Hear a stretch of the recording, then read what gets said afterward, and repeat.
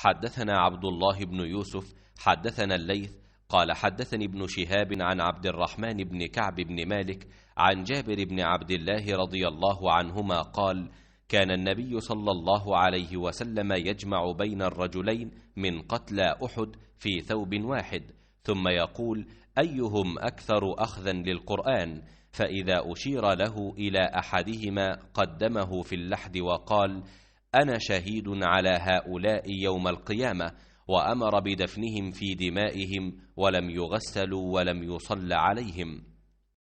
इब्ने शहाब ने बयान किया, उनसे अब्दुर्रहमान बिन काब बिन मालिक ने, उनसे जाबिर बिन अब्दुल्लाह रदी अल्लाह अन्हो ने कि नबी सल्लल्लाहु अलैहि वसल्लम ने ओहद के दो शहीदों को मिलाकर एक ही कपड़े का कफन दिया। आप दरियाफ्त फरमाते कि इनमें कुरान किसे ज़्यादा याद है। किसी एक की तरफ इशारे से बताया जाता तो आप बगली क़ब्र में उसी को आगे करते और फरमाते कि मैं क़यामत में इनके हक़ में शहादत दूँगा।